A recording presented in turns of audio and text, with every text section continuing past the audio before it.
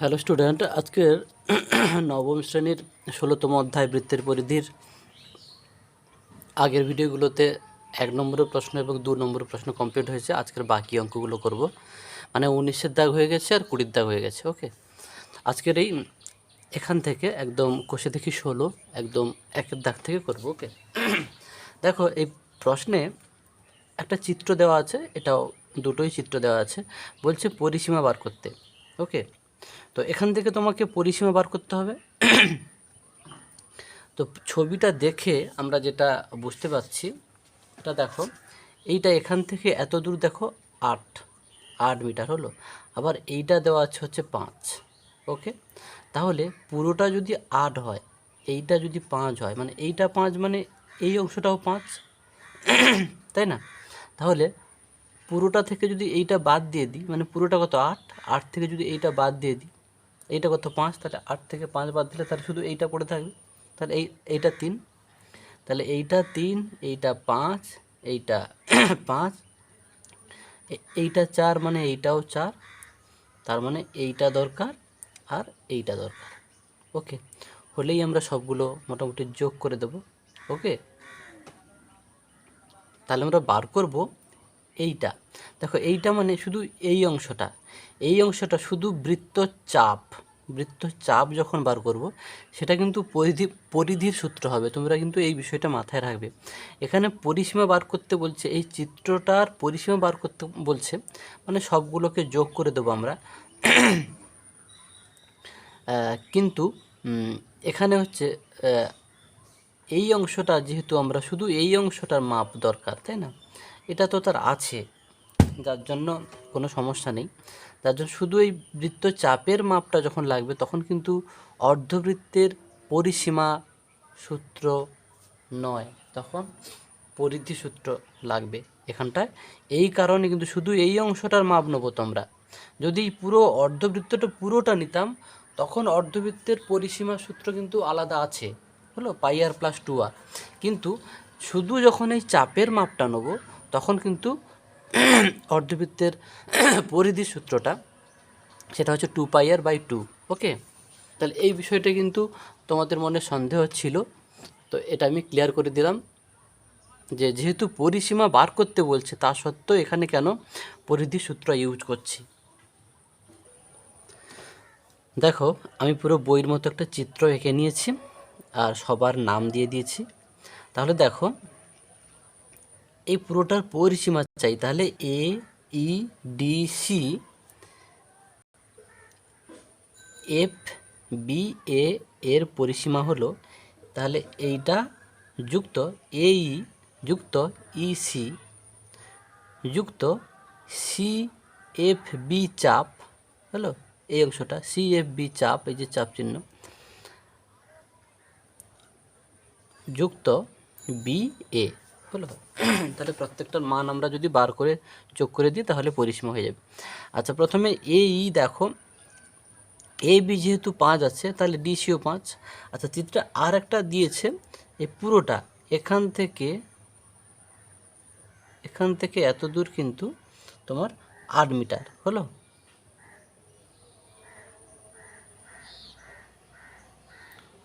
এটা মিস্টেক ছিল। তাহলে দেখো, আমি একটা বার করে নিচ্ছি। যেহেতু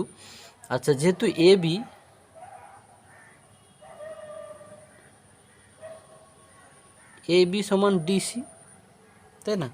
AB সমান DC, অতএব DC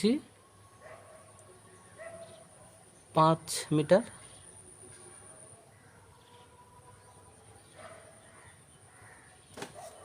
ওকে, তোমরা এখানটা চিত্রানুযায়ী লিখতে পারো, মানে চিত্রানুযায়ী AB, ছবি দেখে কি মনে হচ্ছে AB সমান DC, তাই AB যদি 5 হয়, DCও 5। ওকে, DC 5 আমি লিখে দিলাম, হলো। আচ্ছা, পুরোটা কিন্তু 8, পুরোটা মানে EC। আবার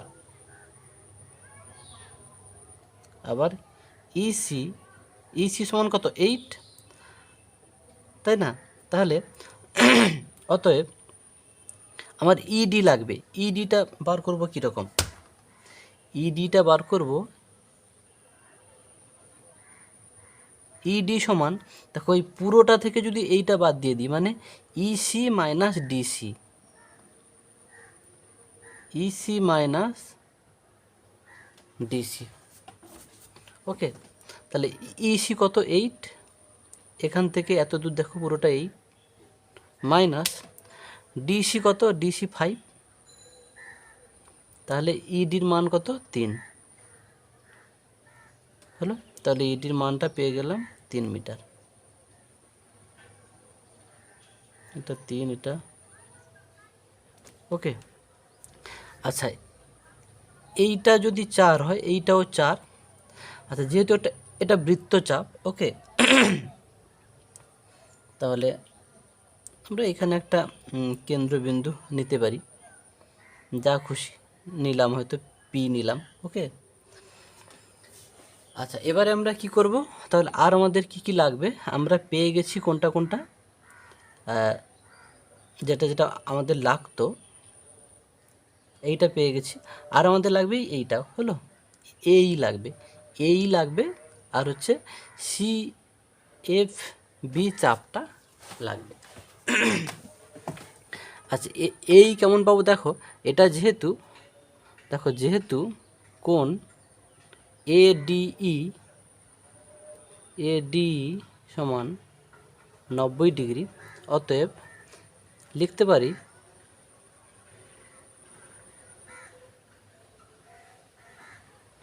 যেহেতু সমকোণী ত্রিভুজ, তাহলে লম্ব স্কোয়ার প্লাস ভূমি স্কোয়ার ইকুয়াল টু অতিভুজ স্কোয়ার। এটা অতিভুজ, এটা লম্ব, এটা ভূমি, তাহলে এই স্কোয়ার সমান A D square plus E D square, A D square plus E D square. এ ডিটা কত? 4, 4 square plus E D square 3 square, তাহলে কত হবে? 16 প্লাস 9 সমান কত? 25। তাহলে এই স্কোয়ার সমান যদি 25 হয়, তাহলে অতএব এই সমান কত? √25 সমান 5 মিটার। তাহলে এইটা পেয়ে গেলাম 5 মিটার। তাহলে আর আমাদের কোনটা দরকার? এই হচ্ছে বিএফসি, হলো। দেখো, আমরা এই যে এই হলো, এই পেয়ে গেছি। ইসি ইসি, এই যে ইসি পেয়ে গেছি। এবার লাগবে বিএটা, তাই তো? তা বিএ মানে হচ্ছে এই যে এবিটা তো আছে, তাহলে এই চাপটা যদি পাই। আচ্ছা, আমাদের শুধু এই চাপটা লাগবে, যার জন্য মাথায় রাখবে এখানে কিন্তু অর্ধবৃত্তের মানে পরিসীমা সূত্র হবে না, পরিধি হবে। এখন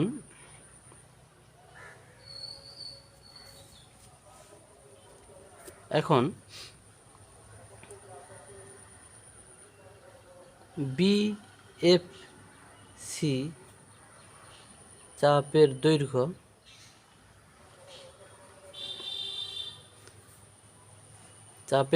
দৈর্ঘ্যটা কত হবে? 2 পাই আর, পাই কত? 22/7। আচ্ছা, আরটা কত? এই আরটা বার করার জন্য কিন্তু এখানে আমি একটা কেন্দ্রবিন্দু, মানে অর্ধবৃত্তের কেন্দ্রবিন্দু হচ্ছে নিয়েছি, হলো। এটা যদি পুরোটা যদি 4 হয়, তাহলে এটা কত? 2 হবে, তাই না? এখান থেকে এটাও 2, এখান থেকে এটাও 2, তা 2 হবে, 2 হলো। তাহলে কত দাঁড়ালো? কত? তাহলে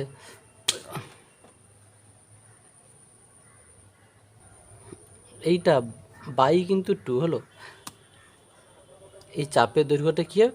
বৃত্ত পরিধি বাই 2, তাহলে এই 2 কাটলো, তাহলে 44/7 মিটার। এবারে দেখো, প্রত্যেকটা আমরা কিন্তু পেয়ে গেছি, শুধু বসিয়ে দিলে হয়ে যাবে। এই কত? এই আমরা এই পেয়েছিলাম 5, প্লাস ইসি কত? এই যে 8, এই চাপের মানটা কত? 44/7, আর এ বিটা কত? 5, হলো। তাহলে 8 × 5 = 13, 18, 18 প্লাস এইটা 18 প্লাস এইটাকে পূর্ণ করলে হবে 6 পূর্ণ, তোমরা যে যেমন খুশি যোগ করতে পারো। ওকে, আমি এটা যোগ করে নিয়েছি, 18 হয়েছে, এটাকে পূর্ণ করে নিয়েছি, এইটা হলো, তারপরে এটা 18 6 কত 24, 24 পূর্ণ 2/7 হলো। এভাবেও সঠিক করা যায়, এত মিটার। ওকে, দেখো 2 নম্বর চিত্রটা আমি তুলে নিয়েছি। এটা দেখো, এটাও 14, এটাও 14। আচ্ছা, এটা যদি 14 হয় চিত্রানুযায়ী এটাও 14, তাই না? তাহলে এর পুরোটার পরিসীমা বার করতে হবে। তাহলে আমি লিখতে পারি যে অতএব ধরো A B C D E হলো, A B C D E এর পরিসীমা সমান কি লিখতে পারি, A B plus BC plus CD plus এই চাপটা, তাহলে ডি ই এ, এই চাপের মাপটা। আচ্ছা, চিত্রে যেহেতু দেখছি এটাও 14, তাহলে এটাও 14, এটা তো 14 আছে, তাহলে শুধু আমার এইটা লাগবে, তাই তো?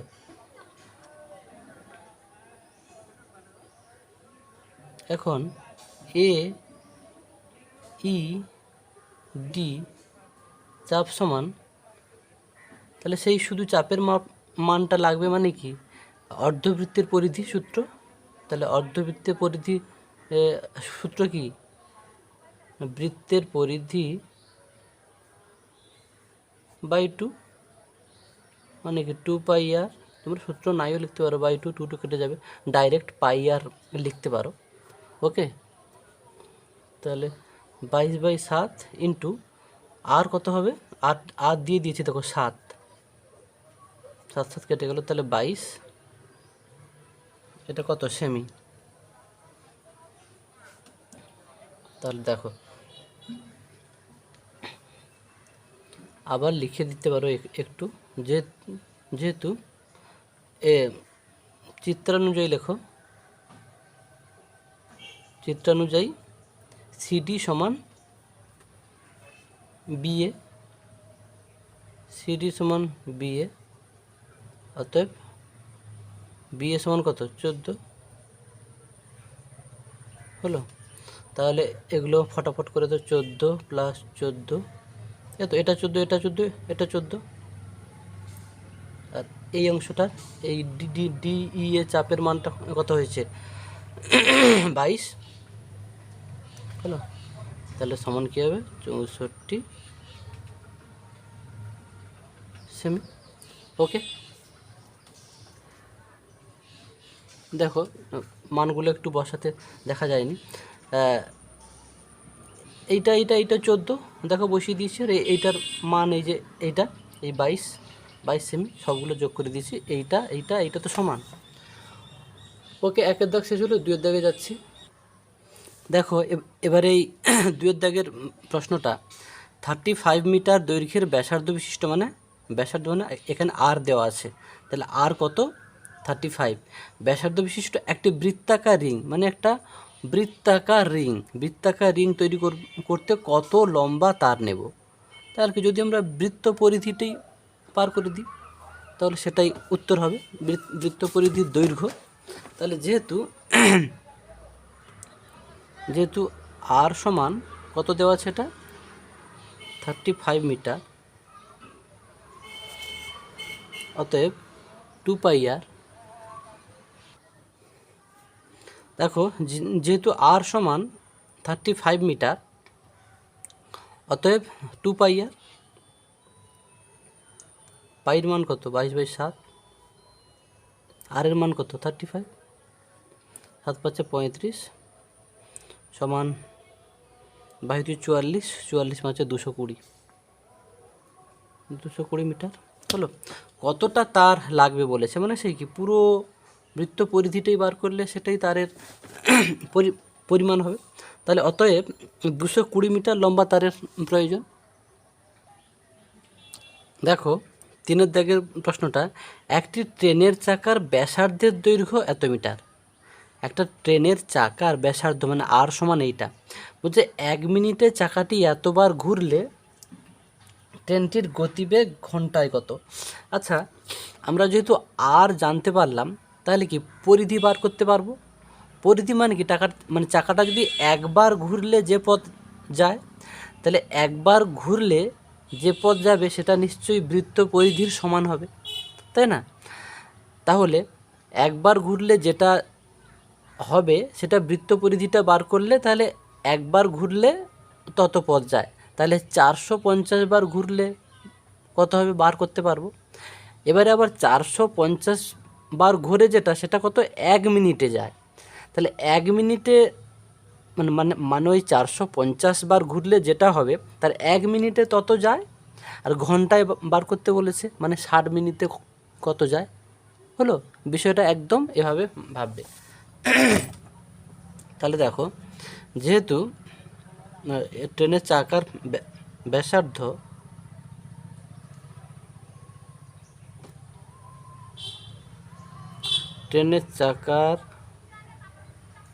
ব্যাসার্ধ মানে আর সমান কত, 0.35 মিটার। ওকে। অতএব একবার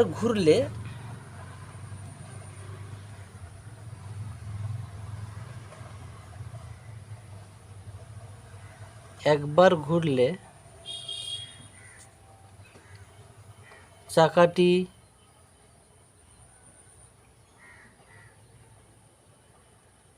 যে পথ অতিক্রম করবে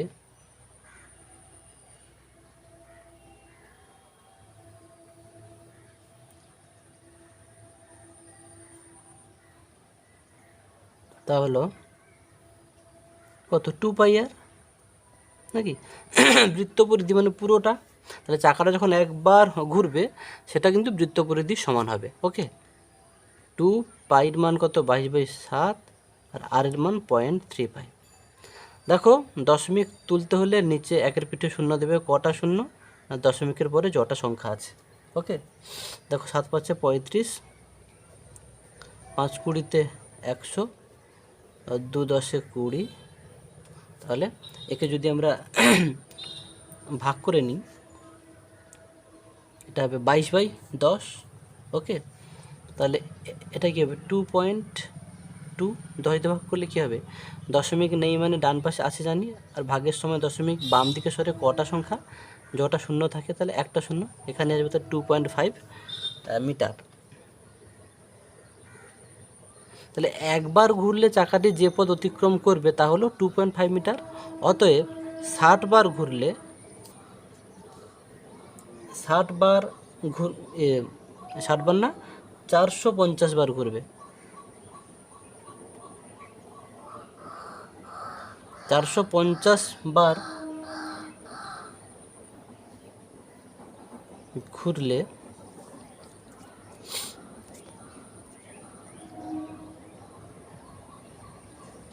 চাকাটি পথ অতিক্রম করবে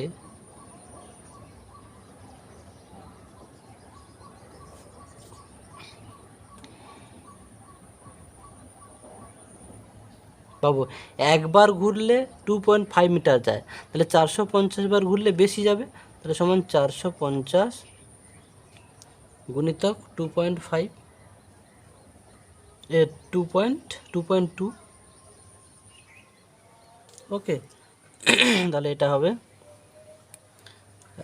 990 মিটার। তোমরা এখানে 22/10 রেখে দিতে পারো, রাখলে কাটাকাটি করতে সুবিধা হবে। হলো, মানে এই ভাগটা যদি না করে এই অংশটা রেখে দিলে, তাহলে কি 22/10 ইন্টু 450 হতো, তাতে কাটাকাটি করে সুবিধা হতো, যা যেটা সুবিধা হবে। তাহলে 450 বার ঘুরলে চাকাটি পথ অতিক্রম করে 990 মিটার। এইটা দেখো প্রশ্নে আবার কিন্তু বলেছে, এইটা কিন্তু 1 মিনিটে যায়। ওকে, মানে 1 মিনিটে অতিক্রম করে। অতএব তাহলে লিখতে পারি কি, দেখো এখানে কিন্তু বলেছে এক এক মিনিটে চাকাটি 450 বার ঘুরলে, তার মানে কি 450 বার ঘুরলে যে পথ যায় সেটাই এক মিনিটে চাকাটি যায়।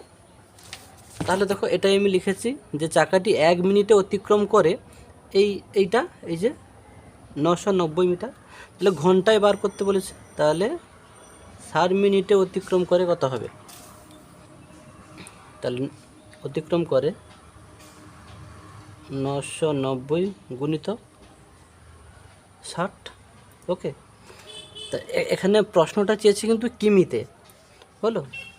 তাহলে এত মিটার, কিমিতে, মিটার থেকে কিমিতে গেলে কি করতে হয়, আগের দিন দেখিয়েছিলাম। দেখো এই যে মিটার থেকে, এই তো মিটার, মিটার থেকে কিলোমিটারে যেতে হবে, তাহলে বাম দিকে যাব, বাম দিকে গেলে কি করতে হয়, ভাগ করতে হয়, আর ডান দিকে গেলে গুণ করতে হয়। দেখো এই যে এদিকে তীর চিহ্ন দিয়েছি, ডান দিকে গেলে গুণ আর বাম দিকে গেলে ভাগ। তাহলে মিটার থেকে কিলোমিটার আসছি, বাম দিকে আসছি, ভাগ করতে হবে কত দিয়ে, যেখান থেকে যত দূর সেটাই গুণে নাও, একক, দশক, শতক, হাজার, হাজার দিয়ে। তাহলে যেহেতু প্রশ্নে কিলোমিটারে চেয়েছে যে কত কিলোমিটার মানে ঘন্টায় গতিবেগ কত কিলোমিটার, তাই এটাকে কিলোমিটার করে নিতে হবে। তাহলে কি লিখবো, 990 ইন্টু 60 ভাজিত হাজার, হলো। তাহলে কিমি হবে, একটা শূন্য একটা শূন্য একটা শূন্য একটা শূন্য। ওকে, তাহলে 99, এটা হবে 99 ছয় কত হবে, 594, 594কে 10 দিয়ে ভাগ করো, 594 বাই 10, তাহলে কত হবে, 59.4, মানে একটা শূন্য আছে, দশমিক একটা সংখ্যা বাম দিকে বসবে। আবার বলি দশমিক নেই মানে সবসময় ডান পাশে আছে ধরে নিতে হয়। তাহলে কি লিখব, তাহলে 59.4 কিমি, হলো। ঘন্টায় এই তো 60 মিনিট মানে কি ঘন্টায়, তো ঘন্টায় এত কিমি, চাকাটির গতিবেগ ঘন্টায় এত কিমি। তাহলে অতএব লিখে দাও যে চাকাটির গতিবেগ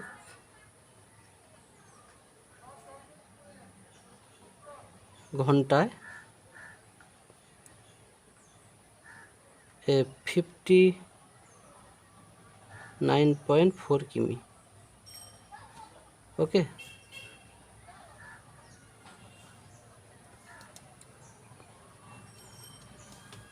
ওকে, তাহলে আজকের মোটামুটি এই পর্যন্ত। পরের ভিডিওতে আমরা 4-এর দাগ থেকে করব। ওকে, আবার বলছি প্রশ্নের উত্তরগুলো বুঝতে হয়তো প্রথমবারে দেখলে অনেকের ঠিকঠাক ক্লিয়ার হবে না, যাদের পরিমিতির ডেপথ একদম নেই।